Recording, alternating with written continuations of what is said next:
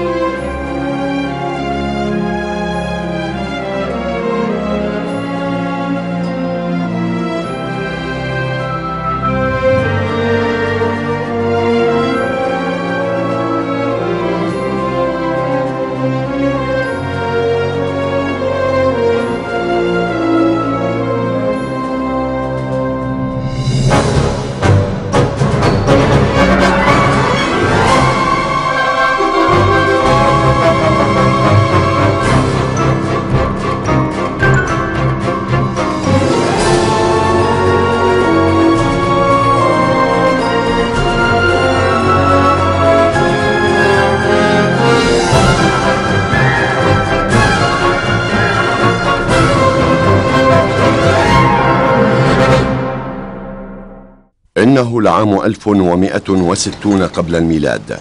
فدان أرام مدينة في جنوبي بلاد بابل.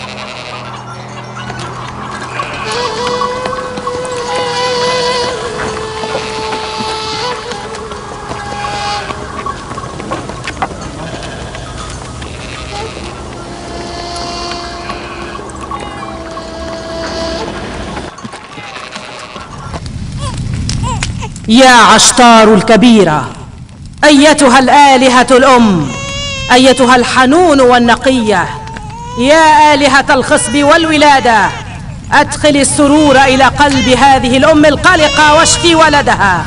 وفي المقابل تعاهدك على أن تتحف معبدك بالهدايا والنذور القيمة.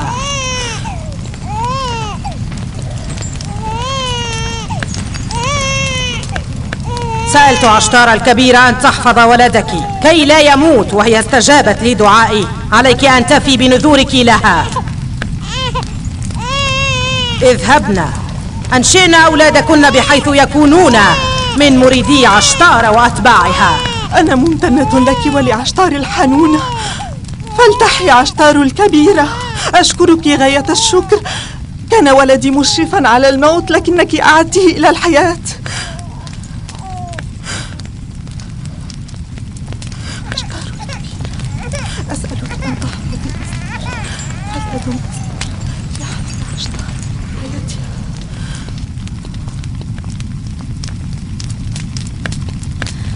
لا ريب أن ولدنا سيشفى ويعافى مثل هذا الولد. عشتار آلهة حنون ومقتدرة أيضا، لا ريب أنها ستستجيب لصلواتنا. حتما ستستجيب. هيا. ما الذي أصابكم يا قوم؟ أنتم من نسل النبي الذي سجدت له الملائكة، وها أنتم تمرغون جباهكم أمام ما صنعتموه. أراكم تنقادون لحجر جامد وبارد وتخضعون له، في حين أن هذا الوجود كله منقاد لكم وطوع أمركم إن أنتم أطعتم الله. أنت تأتي بهذه الترهات من عندك وتتجاسر على آلهتنا من غير سبب. أنا لا أقول من تلقاء نفسي، إنما أنا رسول الله إليكم وكلامي من كتاب الله. نعم، هذا هو الصحف، الكتاب السماوي الذي أنزل على جدنا إبراهيم النبي، وأنا على دين جدي أبلغ عن الله وأعلم الناس عن هذا الكتاب. أنا لا أتصرف من عندي. وهل يقول لك هذا الكتاب السماوي أن تسفه آلهتنا؟ أنا لا أسفه ولا أستهزئ، إنما أسألكم فأجيبوني إن كنتم تعلمون، وإن كنتم تجهلون ما عليكم سوى الخضوع لقول الحق. الأصنام معبد عشتار هي التي صنعتكم أم أنتم الصانعون؟ هل عشتار هي التي تهيمن عليكم أم أنتم المهيمنون؟ هل هي التي تأمركم أم أنتم الآمرون؟ لو كانت عشتار حجرا باردا لا حول لها ولا قوة لما أمكنها أن تشفي لي ولدي. إنه محق، رأينا ذلك. هذا هو الصواب بعينه. رأيت بعيني كيف تعافى ولدها ببركة عشتار. لقد شفى ولدك ذلك السميع العليم الذي سمع استغاثتك وبكاءك، وليس عشتار. أنت وإن كنت لجأت إلى غير الله وطلبت من سواه العون والمدد، لكنه وهو العالم بأحوال عباده جميعا أسبغ عليك من رحمته وشملك بلطفه. لك عين تبصر عشتار الصنم، لكن بصيرتك عميت عن رؤية الشافي الحق. مفاد كلام يعقوب دعوته إياكم لكي تنبذوا آلهتكم وتعبدوا إلهه هو دون سواه، أليس كذلك؟ نحن لم نر خيرا من هذه الآلهة، وإلهك لن ينفعنا في شيء. أنا أدعوكم إلى عبادة الله الأعلى والأكبر الذي خلق الوجود وما فيه. وأن لنا أن نعرف أن إلهك خير من سائر الآلهة.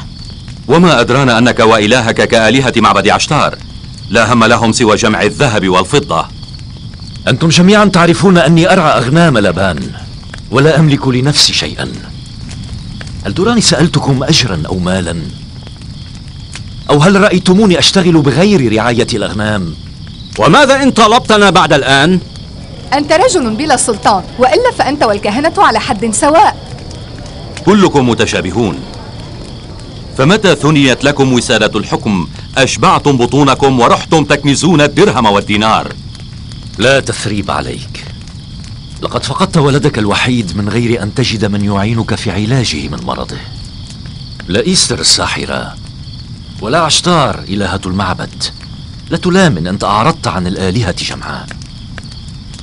لا شأن لي بعشتار الإلهة العاجزة.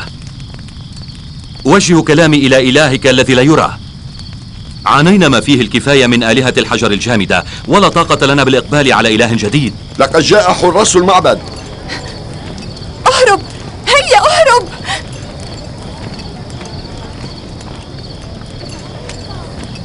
من تلك الناحية. اسرعوا، ألقوا القبض عليه، لا تؤذوه، لا تدعوه يهرب، دعوه وشأنه. إياكم أن يفر من بين أيديكم. أرجوكم لا تؤذوه. لولا أنك صهر لبان الحاكم لعرفت كيف أؤدبك. لا أخشاك لا أنت ولا حراس المعبد.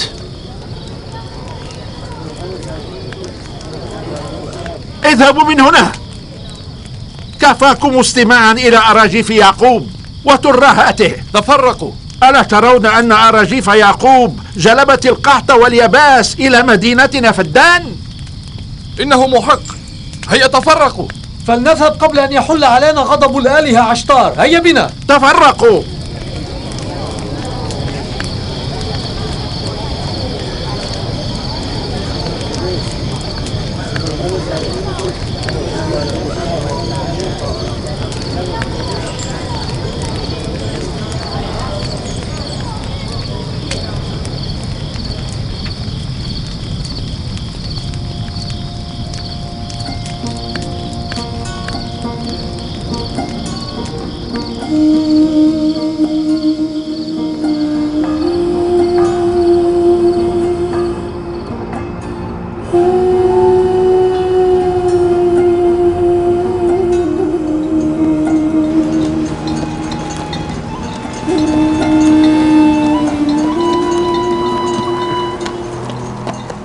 إذا لم تمطر السماء عما قريب فسيهلك زرع أهالي مدينة فدان.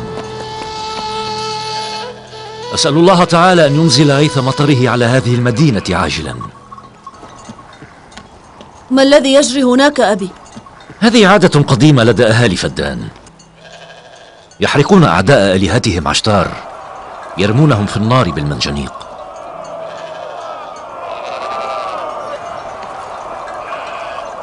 لأي شيء يعاقب؟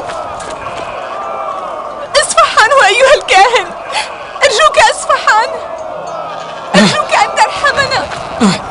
إليكم عني، لأي شيء أعاقب وأي جريمة اقترفت؟ دعوني وشأني. ابقوا لتحرسوا القطيع ريثما أستطيع الأمر.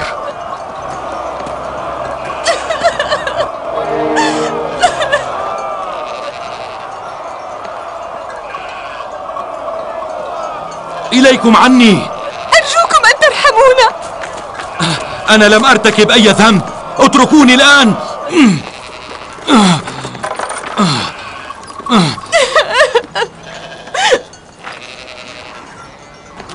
جاء يعقوب الراعي ابن شقيقة الحاكم لبان. اعفو عنا أيها الكاهن، فزوجي لم يقترف جرما. هذا جزاء الكافرين. يا أهالي فدان أغيثوني، أنا بريء. لا بد أن يعاقب فارس.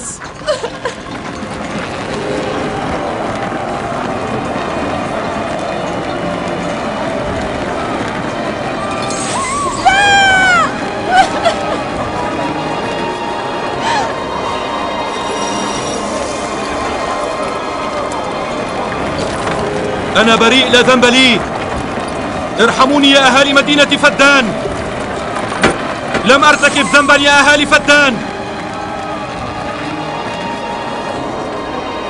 المتهم فارس يعد من أعداء عشتار، لقد رجم إلهتنا عشتار بالحجارة ووصفها بالآلهة التافهة وغير الجديرة بأن تعبد.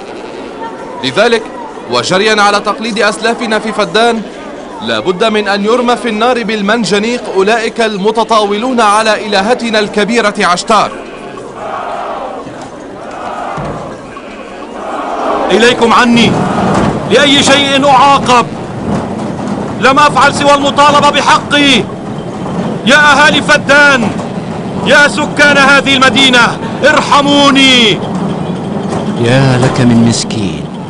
أنا بريء بلا ذنب، ارحموني، ارحموني يا أبناء هذه المدينة. ما هو ذنبي؟ لأي شيء سأحرق؟ أنا بريء بريء. إنه لم يرتكب أي ذنب. ارحمنا أيها الكاهن الكبير، ارحمنا أرجوك، فهو لم يقترف أي ذنب. أغيثوني فأنا بريء لا ذنب لي. أنا بريء أيها الكاهن الكبير، أنا بريء. كف عن الصياح الذي لا يشتي، إما أن تدفع دية دمك وإما أن ترمى في النار لتحترق. لا تحرقوا زوجي بالنار. لا تحرقوه. ارحموني يا أهالي مدينة فدان. ما مبلغ دية دمه؟ سأؤديها عنه. أتدفع ديته؟ لا يحق له ذلك.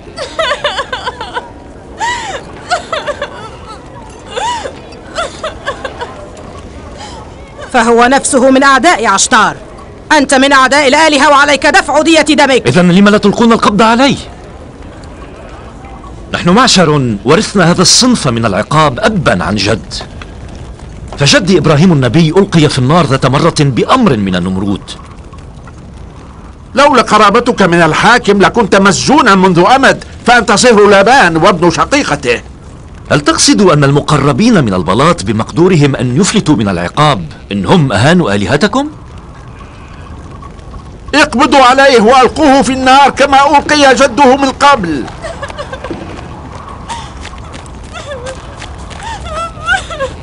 إليكما عني، أفلتاني، ابتعدا عني. يا قوم، ما الذي يجري هنا؟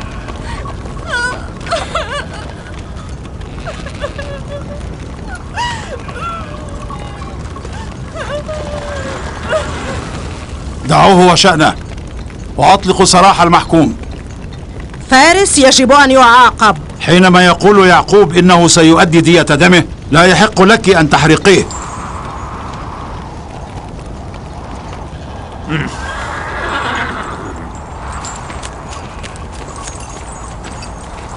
لا تطلقوا سراحه.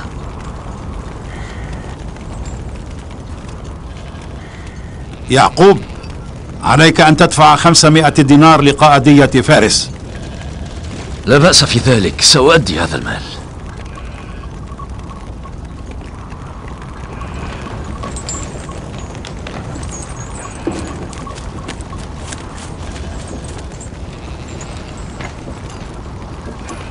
فليحفظ الله خالي لبان. إلى متى يتوجب علي أن أراقبك مخافة أن تخطئ؟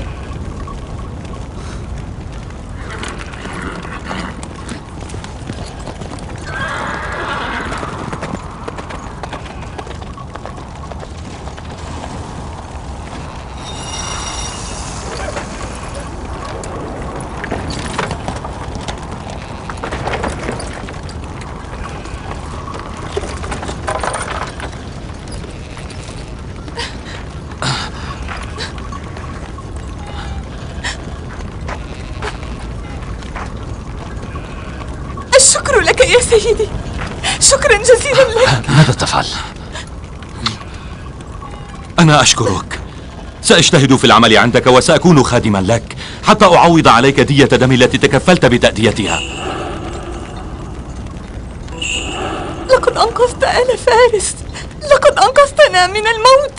هيا بنا، هيا.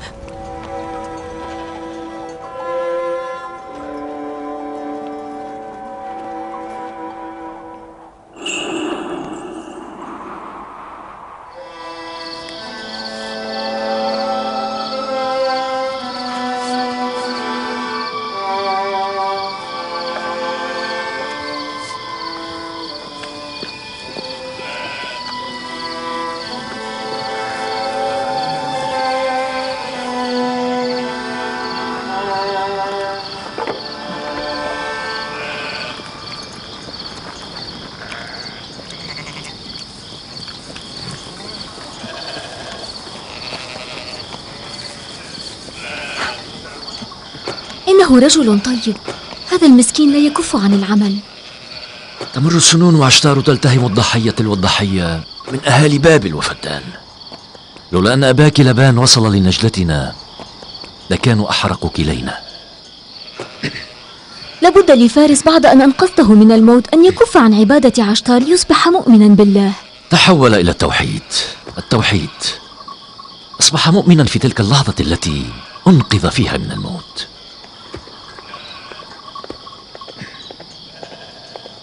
متى سيبصر وليدنا النور؟ قريبا يا نبي الله. حان أوانه. أنا أتوق إلى ولد منك منذ أعوام، وبمشيئة الله سأكافئ عما قريب على انتظاري.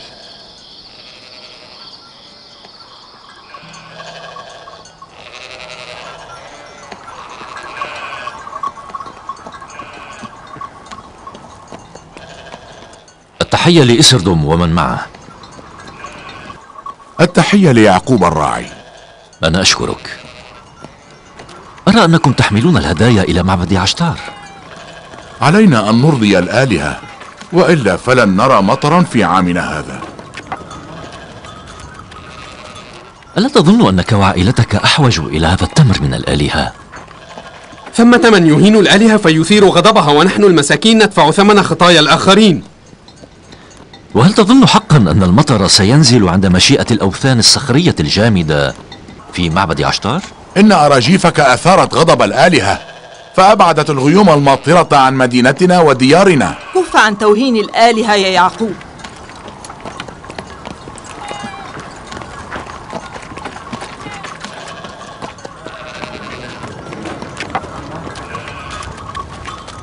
تتركون عبادة الله القادر المطلق وتعكفون على أوثان جامدة وعاجزة. أنتم تظلمون أنفسكم. لما لا تروون صحراء نفوسكم القاحلة بماء الإيمان العذب المنزل من عند الله الأحد؟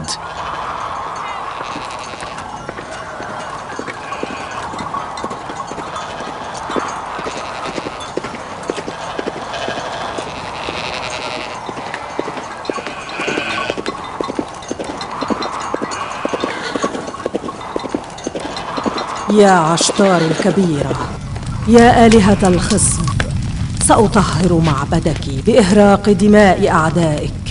عسى أن تبعدي عن ديارنا القحط واليباس، وتنزلي على أهالي مدينة حران مطر رحمتك. يا عشتار العظيمة، سأطهر معبدك بدماء أعدائك.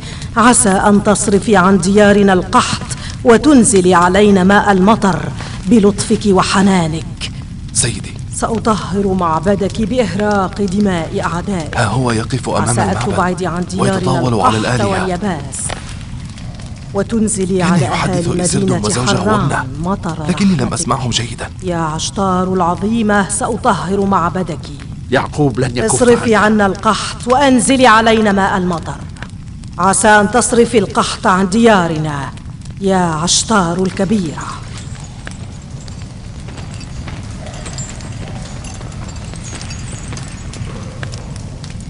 عاد يعقوب إلى أراجيفه. أتمنى أن يبتلى بلعنة من عند الآلهة. ماذا نصنع معه؟ استدعي لابان إلى هنا ودع الباقي علي. أسرع واستدعي الحاكم لابان.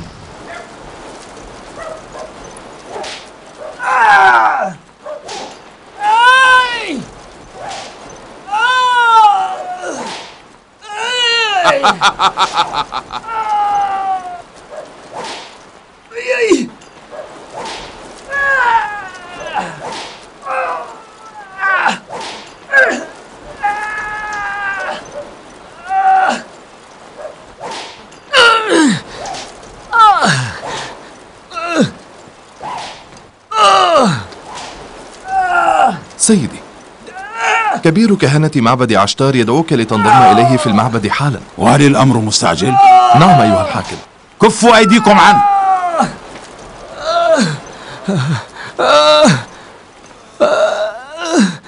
إن أنت سرقت مرة أخرى فسأقتلك جلدا بالسياط. أعدك سيدي لن أسرق ثانية. فكوا وثاقه. أنت تعال معي.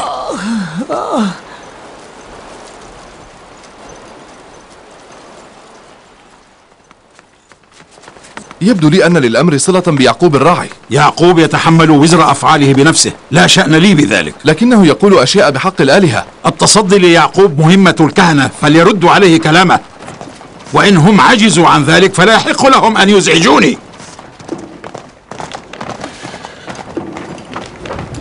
آلهة الآلهة، عشتار الكبيرة قد غاضبت علينا. أرى قحطا ويباسا وزرعا هالكا وموتا يحصد أهالي المدينة. سيد الحاكم، وأرى الجند انتظر وقد قليلا فتك لأبلغ بهم الكاهن الموت. بقدومكم. لقد أثاروا غضب عشتار، وهي لا تقبل الكفر بمقامها. لقد أثار أحدهم غضب عشتار، هذا الذي أهان آلهتنا سيجازى عما قريب. عشتار تطلب أن نقدم قربانها.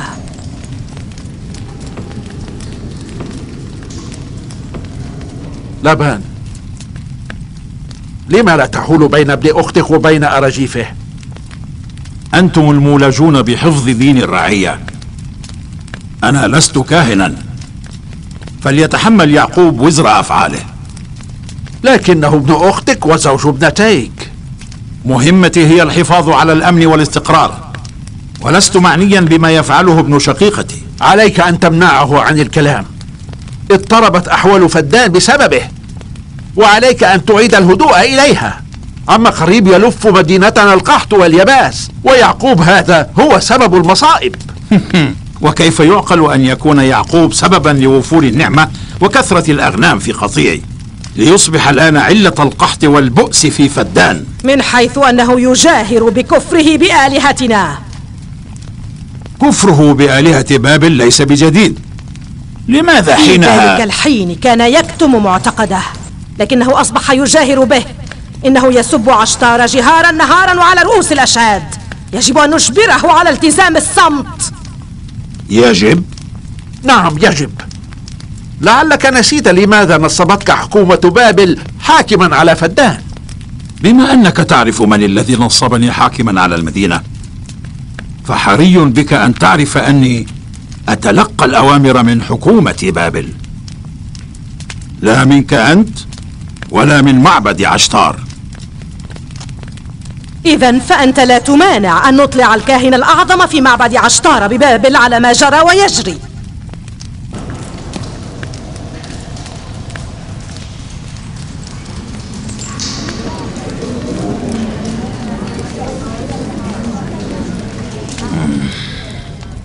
سأكلم يعقوب بهذا الخصوص. قل ليعقوب إنه إذا أصابني أو عائلتي سوء من ناحيته فسأحرقه وعائلته بالنار عن آخرهم. الجر الذي ينبح قبل أبيه وأمه سرعان ما يصبح صيدا سهلا للذئاب. صن لسانك يا فتى، سأعفو عنك هذه المرة، ولا عفو في المرة القادمة.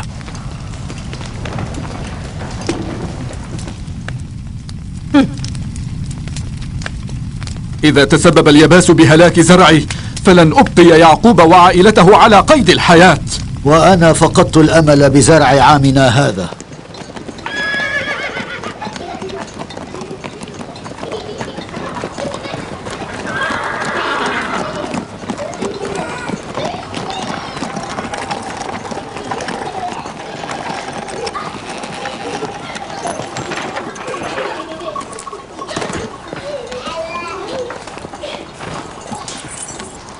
مرحبا يا أبي، أهلا بقدومك. السلام يا والدي. يا للعجب، كبير مدينة فدان وحاكمها قد وجد متسعا من الوقت وجاء لزيارة ابنتيه. ألن يكف يعقوب عن أفعاله؟ ما الذي جرى يا أبي؟ هل شك إليك كهنة المعبد أمر يعقوب مجددا؟ هل تحملين الكهنة كل المصائب التي حلت بالمدينة وتبرئين يعقوب منها؟ تعرف أن يعقوب لم يفعل سوى تبليغ الرسالة وأداء التكليف الملقى على عاتقه. ما له ولعقائد معبد عشتار المتوارثة؟ إذا كان يود أن يحدث عن دين جده فليفعل، وليبلغ عن دين جدي أنا أيضا، ولكن إياه أن يهين عقائد سائر الخلق. أنت مخطئ يا والدي، لا يقبلون حتى أن يبلغ عن دين إبراهيم. أبي، يعقوب مأمور بالدعوة إلى التوحيد، عقيدة أبيه إسحاق وجده إبراهيم، وأنت مولج بحفظ الأمن لأهالي مدينة فدان. عليك أن تشتغل بعملك وعليه أن يشتغل بمهمته. أنتما أيضا أصبحتما مثله تماما. لو عملت أنا بمقتضى وظيفتي لأصبحتم جميعا منفيين إلى الصحارى. أبي، تعرف أنني وشقيقتي ليا على دين زوجنا، وسندعمه بكل قوة في دعوته إلى عقيدة التوحيد. لقد أصابكم الجنون. لماذا لا تهتمون بمكانتي؟ هل تعرفون ما الذي سيحل بي إذا علم الكاهن الأعظم في معبد عشتار ببابل أن ابن شقيقتي يسفه معبده وآلهته؟ أنا الذي سيلام. إن قدرة إله يعقوب أوسع وأكبر من سطوة الكهنة، لذا حري بنا وبك أن نخشى الله رب العالمين وليس الأصنام. لا شأن لي لا بإله يعقوب ولا بآلهة الكهنة. ما أقوله هو ألا يسيء يعقوب إلى مكانتي في هذه المدينة. ما الأمر يا رحيل؟ رحيل رحيل،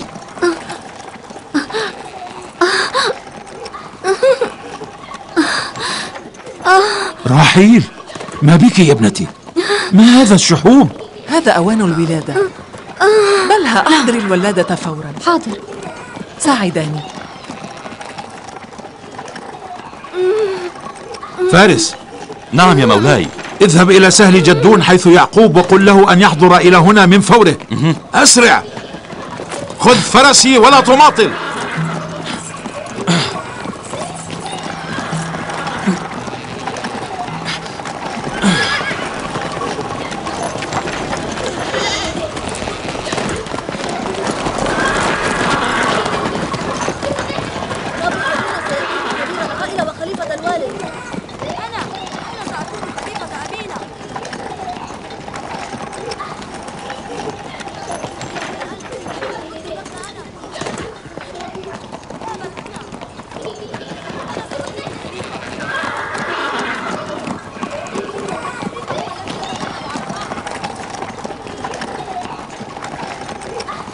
الرعاء أدلاء القطيع والأنبياء أدلاء الخلق، ولربما لأجل ذلك كان سواد الأنبياء من الرعاء، وأنا نبي الله إسرائيل جئت بأولادي مع القطيع إلى الصحراء لكي يعاينوا كيف يكون الرجل هاديا لمن دونه.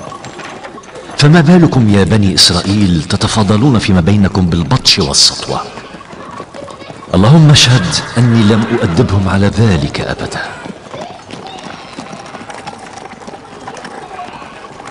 الرابح منا يكون كبير العائلة وخليفة الوالد. قوموا، انهضوا. ابتعد. هيا انهضوا.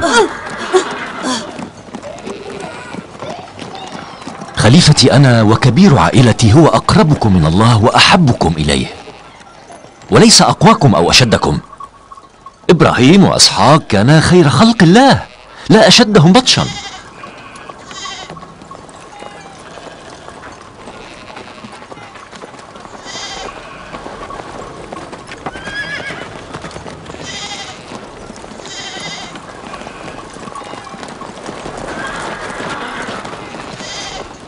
ماذا هناك؟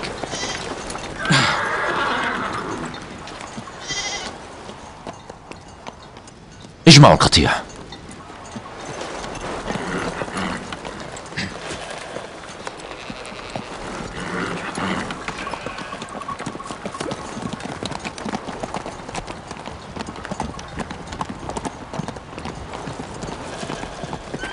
أين ذهب أبونا؟ لا عليك، اجمعوا القطيع، سنعود إلى المدينة.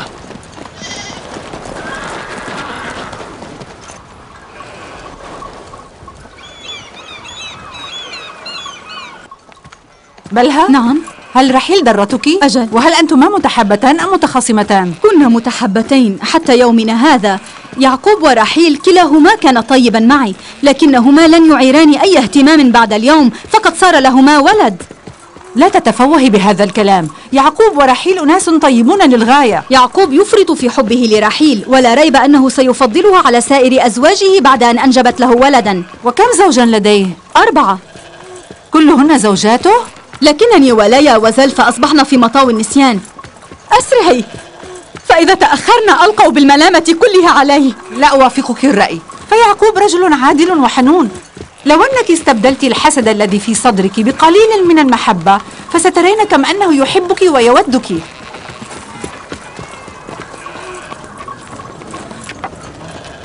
فليحيى الحاكم لابان. أبشرك بخير عميم. أريد رحيل ووليدها سالمين. لا داعي للقلق، أنا ولادة معروفة.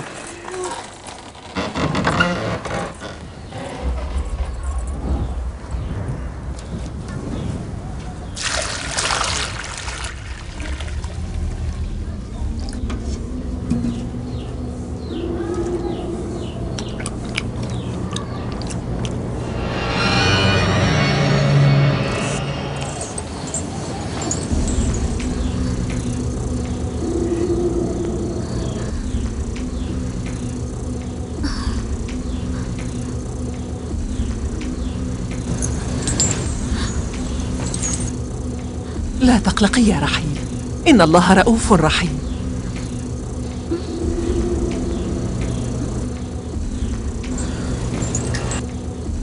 رحيل رحيل رحيل رحيل رحيل رحيل غابت عن الوعي. رحيل رحيل رحيل رحيل. لا أصدق. لعل الآلهة غضبت عليها فحل بها ما ترون.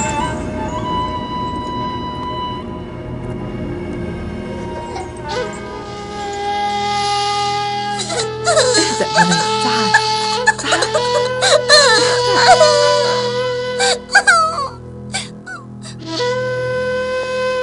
احمل هذا الولد عني.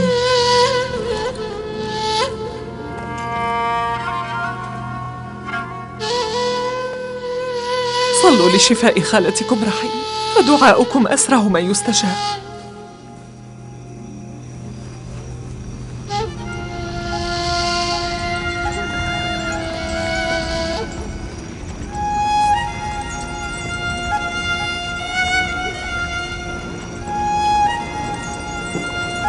لماذا لا تفعلون شيئا؟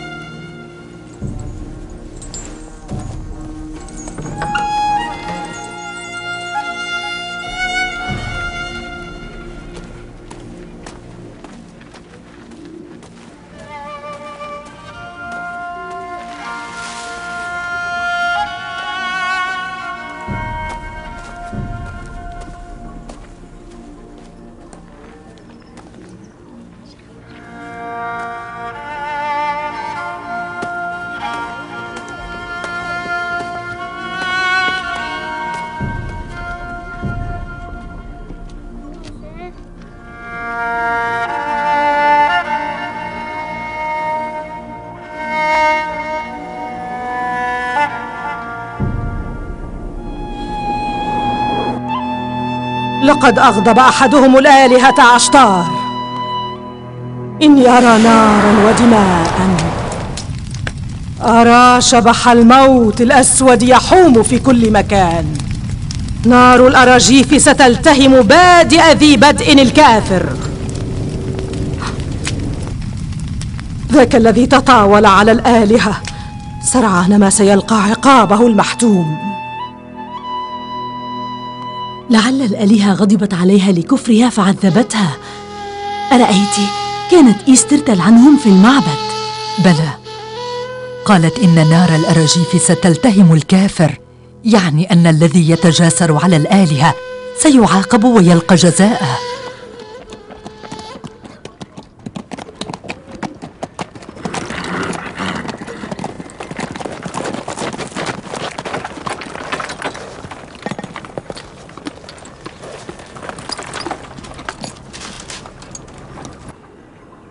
هل زوجتي رحيل بخير؟ كلا، ليست على ما يرام.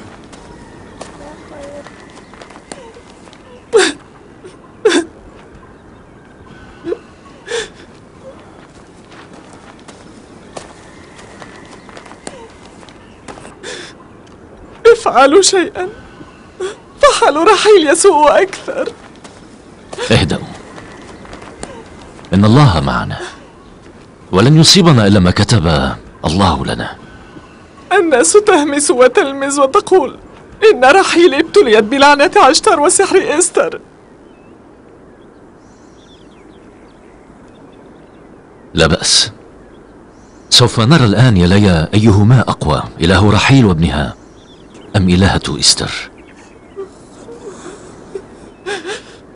اعتنوا برحيل، سأعود. إلى أين تذهب؟ لا تتركنا وحدنا في هذه الحال. قلت اهدئي، أنا بحاجة إلى خلوة. افعل كل ما ترغب به مع إلهك، ولكني لا أستطيع الوقوف مكتوف اليدين. يجب التفكير بدواء أو بعلاج أو طبيب. وأنا ذاهب إلى الطبيب أيضا، إلى الطبيب الحقيقي.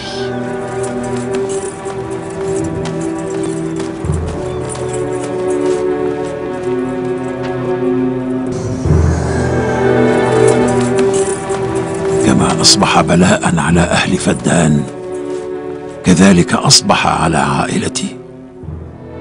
ترى ما العمل معه؟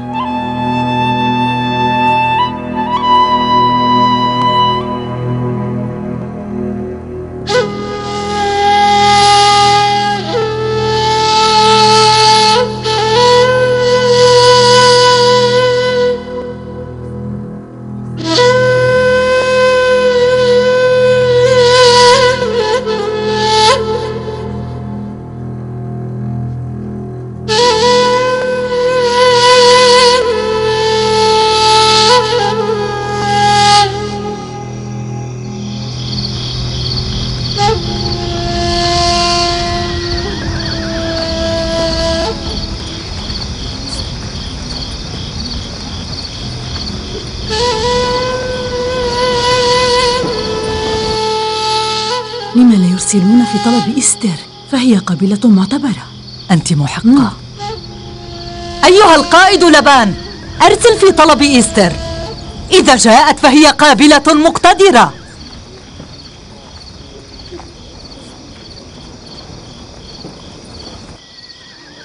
أيمكن لأستر ذلك؟ سأعطيها كل ما تطلبه.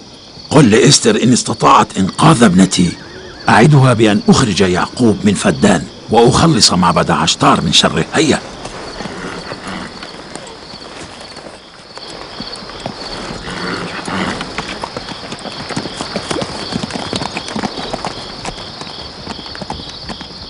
لقد ابتلي يعقوب بلعنة آلهة بابل جزاء الكفر بعشتار.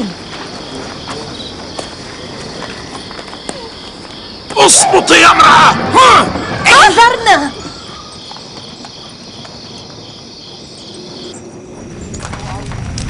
قل لي يعقوب، لما لا يطلب المساعدة من إلهه؟ لو كنت أنا مكانه وسط هذه الشدائد لما نسيت إلهي مطلقا. السيد لبان هو من أرسلني وليس يعقوب. لقد وعد إن استطعت إنقاذ ابنته أن يخرج يعقوب من فدان. إنها فرصة مناسبة برأيي. على أهل فدان أن يعرفوا حقيقة قدرة عشتار ومقدرات إستر ساحرة معبد عشتار. إن انقضي حياة رحيل سوف يزداد إيمان أهل فدان بلا شك، وسيتألق المكان بالزينة. وموت رحيل له هذه النتيجة أيضا. إذا دعها تموت. عظيم. إذا قولي هذا للناس. قولي إن موت رحيل كان بسبب الكفر بعشتار. قولي إن ذلك هو نتيجة عبادة الإله الواحد والاستهانة بقدرة عشتار. ما أجمل أن يهطل المطر ثانية على فدان بعد أن تكون رحيل قد ماتت.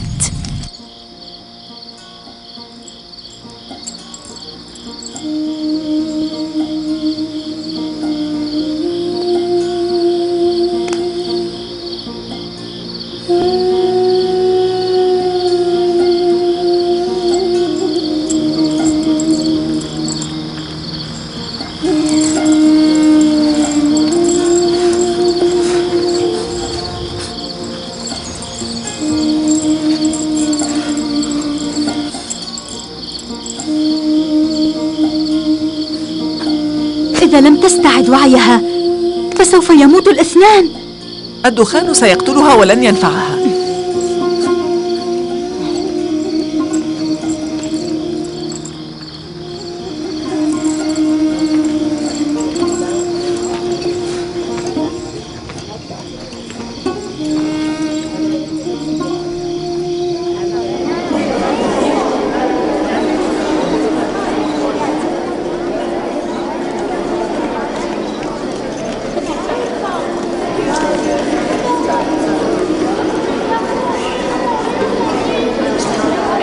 ألست تعلمين؟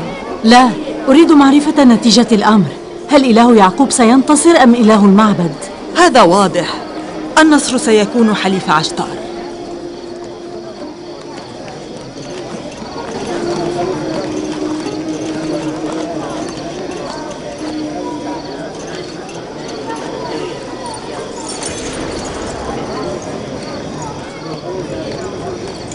لبان، ما الذي دعاك لإزعاجي في القدوم إلى هنا؟ يعقوب قال إن لديه إلها مقتدرا بلا نظير، لما لا يطلب المساعدة منه؟ حياة رحيل بين يديك، ساعديها. لم أكن أتوقع أيها القوم بهذه السرعة أن يمد يعقوب يده لطلب المساعدة من معبد عشتار. هذا تفكير عبثي وتصور باطل. ما الذي جعلك تفكرين هكذا؟ سرعان ما سيكون هذا التصور واقعا وحقيقيا حين ترى موت زوجتك وابنك أمام ناظريك. إن الحياة والموت بيد الله وليس في يد إيستر وعشتار. أنا من طلب من إيستر المجيء. رحيل في حال سيئة. رحيل لا تحتاج إلا إلى إلهها هي. اخرجي من منزلي، اخرجي. مهلا يا يعقوب، أنا أكلمك. قلت اخرجي. سينتهي أمر زوجتك وابنك الليلة، فغضب عشتار بغير فناء عزيزيك لن يهدأ أبدا. زوجتي رحيل لم تأتي بدعائك لكي ترحل بلعنتك. يا أهل اخرجي. فدان، لا يرحم هذا نفسه ولا يرحمكم. كفره سوف يجلب عليكم الشؤم والقحط، وكذلك الموت لزوجته وابنه. عاجلا عاجلا سترى سحر إستر وقدرة عشتار، سترى الويلات. الويل لك إن حل مكروه بابنة هذه.